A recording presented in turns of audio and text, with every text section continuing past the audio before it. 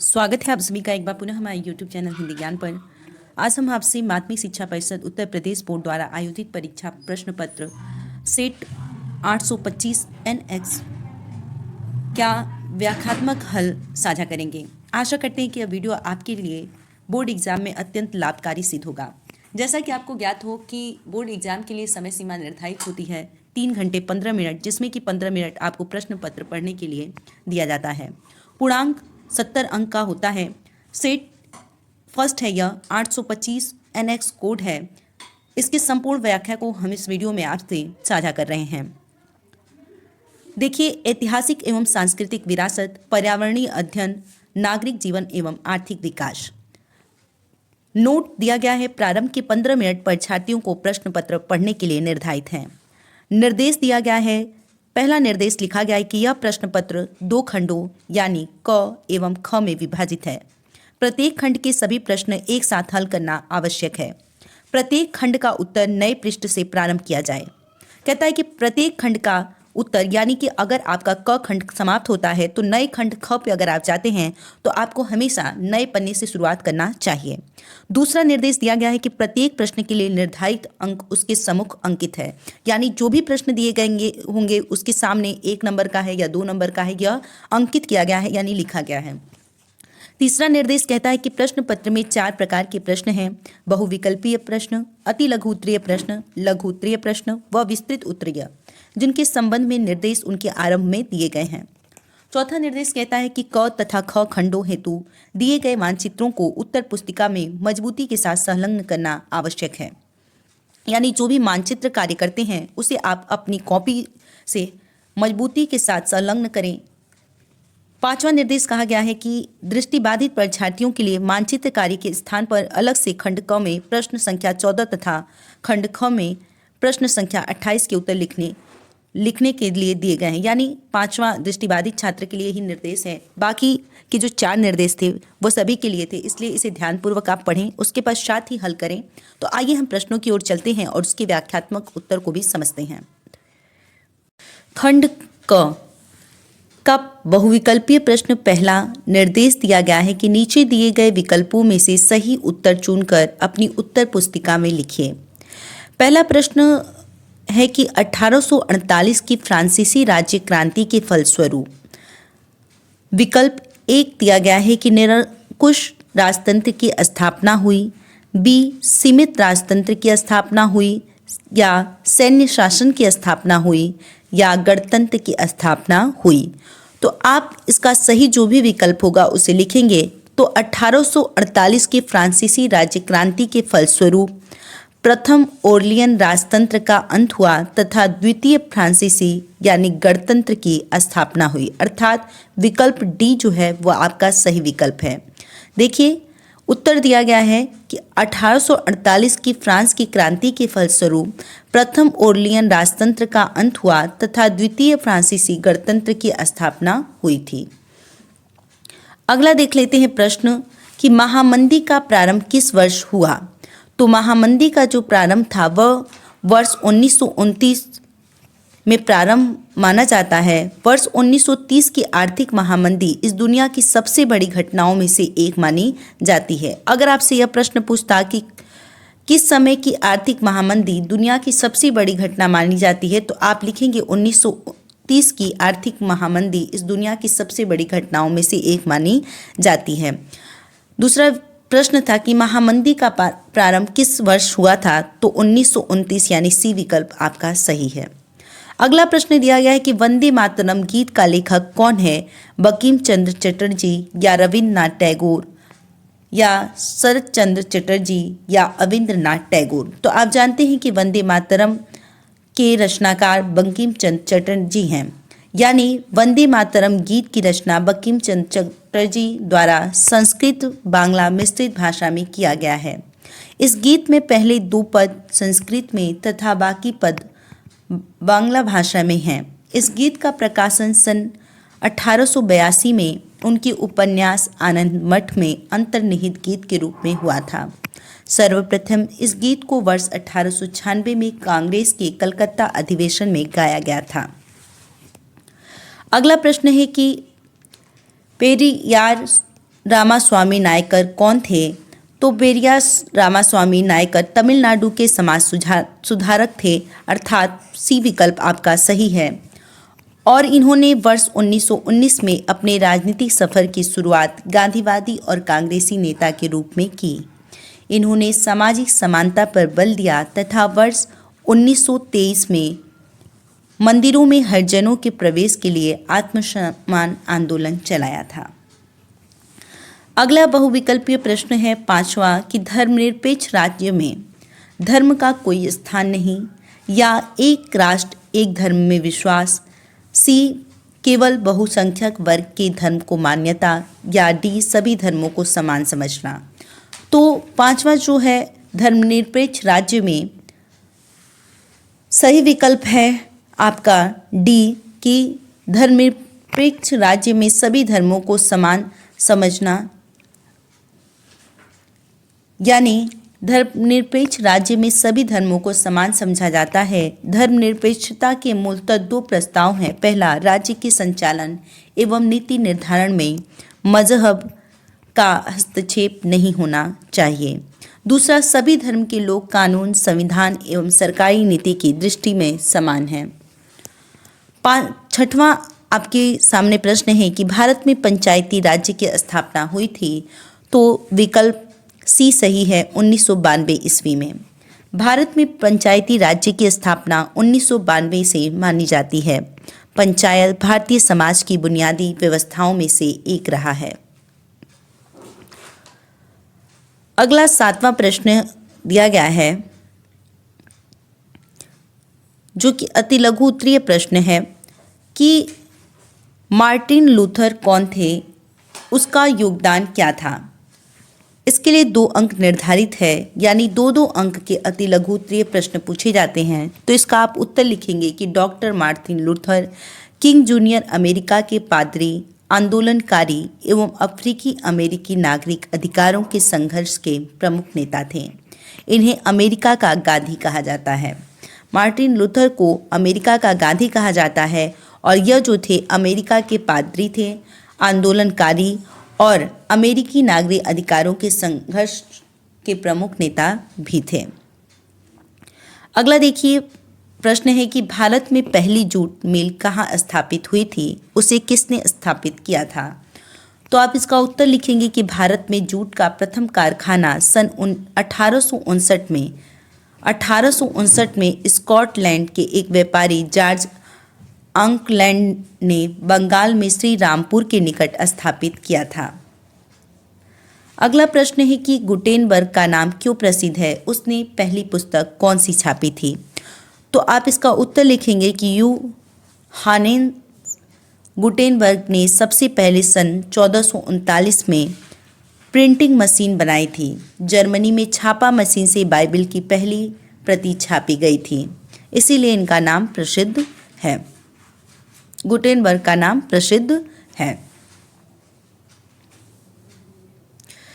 अगला लघु उत्तरीय प्रश्न जो कि 3-3 अंक के पूछे जाते हैं। पहला प्रश्न दिया गया है कि नमक सत्याग्रह क्यों प्रारंभ किया गया था, उसका संक्षिप्त विवरण दीजिए। तो आप इसका उत्तर लिखेंगे कि नमक सत्याग्रह राष्ट्रपिता महात्मा गांधी द्वारा 12 मार्च 1930 को प्रारंभ डांडी मार्च किया गया। 12 मार्च 1930 को डांडी मार्च प्रारंभ किया गया। नमक सत्याग्रह के पीछे गांधी जी का विचार था कि नमक मानव के भोजन का महत्वपूर्ण और आधारभूत हिस्सा है। अतः नमक कर के मुद्दे को उठाकर गांधी जी ने ब्रिटिश हुकूमत की निर्दयता को उजागर कर दिया था। आम लोगों ने जगह जगह डांडी मार्च का स्वागत और इसे समर्थन प्रदान कर इसे एक राष्ट्रीय सत्याग्रह बना दिया था। अथवा दूसरा प्रश्न है कि रॉलेट एक्ट क्या था, इसका विरोध कैसे किया गया, क्या परिणाम हुआ। इसके लिए भी 3 अंक हैं। या तो आप पहला प्रश्न कीजिए या तो अथवा करके जो दूसरा प्रश्न दिया गया है।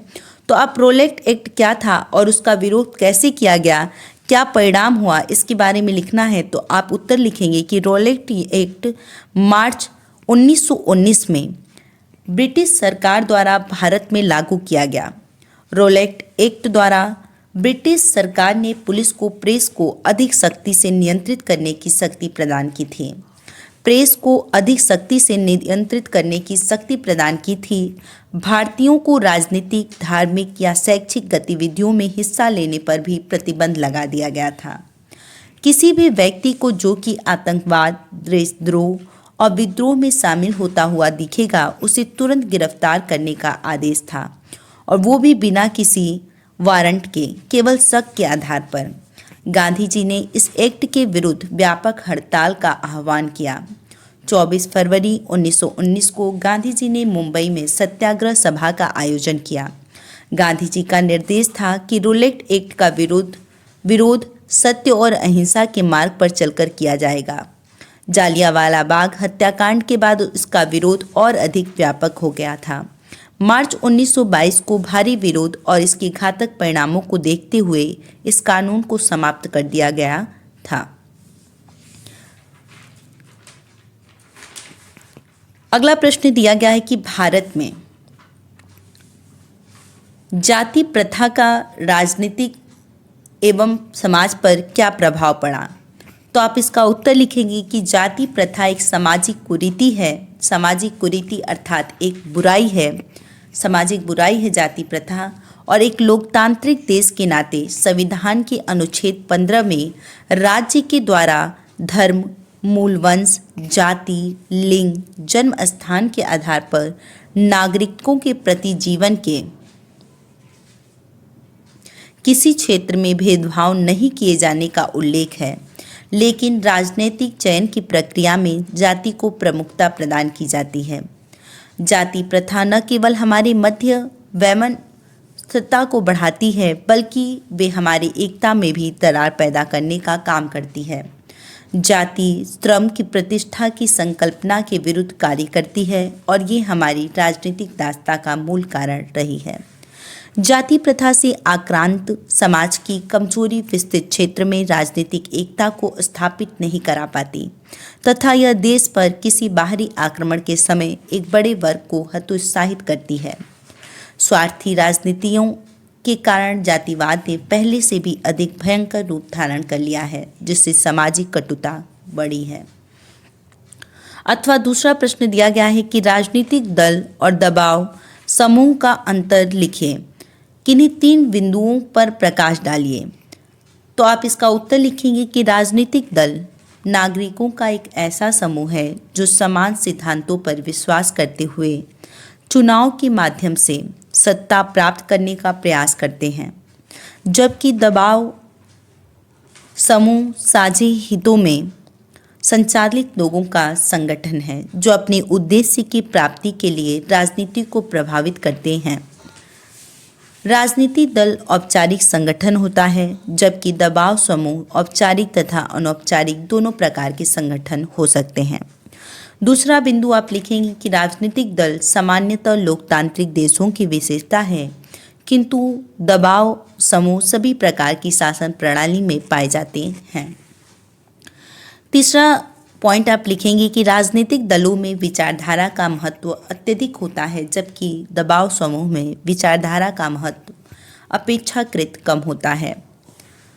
देखिए, दीर्घ उत्तरीय प्रश्न दिया गया है। 12वां प्रश्न है कि असहयोग आंदोलन क्यों प्रारंभ किया गया। आंदोलनकारियों के 4 कार्य लिखिए, जिसके लिए आपको 6 अंक मिलेंगे। इस प्रश्न के उत्तर को लिखने के लिए आप इन सभी प्रश्नों को बहुत ही ध्यान से देखेंगे, चाहे स्क्रीनशॉट भी आप ले सकते हैं। तो उत्तर है कि असहयोग आंदोलन सितंबर 1920 से फरवरी 1922 के बीच महात्मा गांधी तथा भारतीय राष्ट्रीय कांग्रेस के नेतृत्व में चलाया गया, जिसने भारतीय स्वतंत्रता आंदोलन को नई जागृति प्रदान की। जालियांवाला बाग नरसंहार सहित अनेक घटनाओं के बाद गांधी जी ने अनुभव किया कि ब्रिटिश हाथों से एक उचित न्याय मिलने की कोई संभावना नहीं है। इसलिए उन्होंने ब्रिटिश सरकार से राष्ट्र के सहयोग को वापस लेने की योजना बनाई, और इस प्रकार असहयोग आंदोलन की शुरुआत की गई और देश की प्रशासनिक व्यवस्था को प्रभावित किया गया। आंदोलनकारियों के 4 कार्य निम्नलिखित थे। पहला, विद्यार्थियों ने सरकार द्वारा चलाए जा रहे स्कूलों और कॉलेजों में जाना छोड़ दिया दूसरा, कई कस्बों और नगरों में श्रमिक वर्ग हड़ताल पर चले गए थे। तीसरा, वकीलों ने अदालत में जाने से मना कर दिया। चौथा, किसानों ने औपनिवेशिक अधिकारियों का कार्य करने से मना कर दिया था। इन सब कार्यों से भारत में पहली बार असहयोग आंदोलनकारियों ने अंग्रेजी राज्य की नींव हिला दी। अथवा आप पहला प्रश्न करें दीर्घोत्तरीय का, या ये प्रश्न दिया गया अथवा करके कि 19वीं शताब्दी में भारत से विदेश को श्रमिकों को क्यों ले जाया गया। ये श्रमिक अधिकतर किस प्रदेश के थे, उन्हें किस शर्त पर स्वदेश लौटने की छूट दी जाती थी। तो आप इसका उत्तर लिखेंगे कि 19वीं शताब्दी की शुरुआत में 20 लाख भारतीय लोगों को श्रमिकों के रूप में यूरोपीय उपनिवेशों में भेजा गया। इन श्रमिकों को गिरमिटिया श्रमिक कहा गया। गिरमिटिया श्रमिक कहा गया।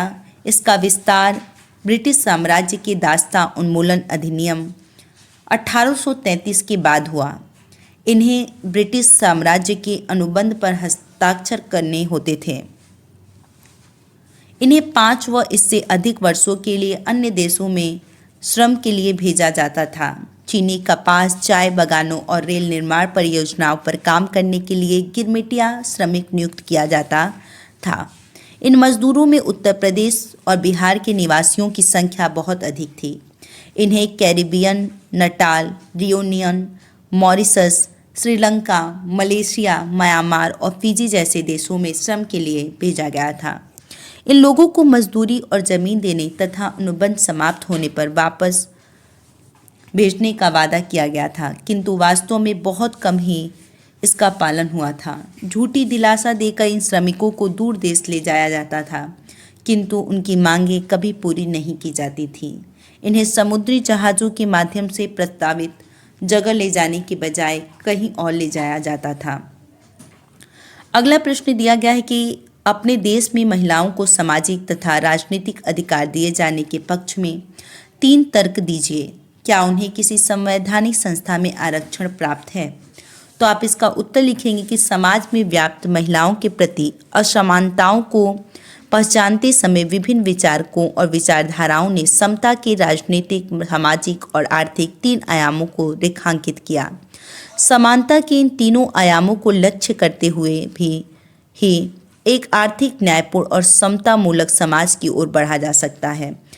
पहला पॉइंट दिया गया है कि राजनीतिक समानता न्यायपूर्ण और समतावादी समाज के गठन के लिए निश्चित रूप से महत्वपूर्ण घटक है, लेकिन वह अपने आप में पर्याप्त नहीं होती है।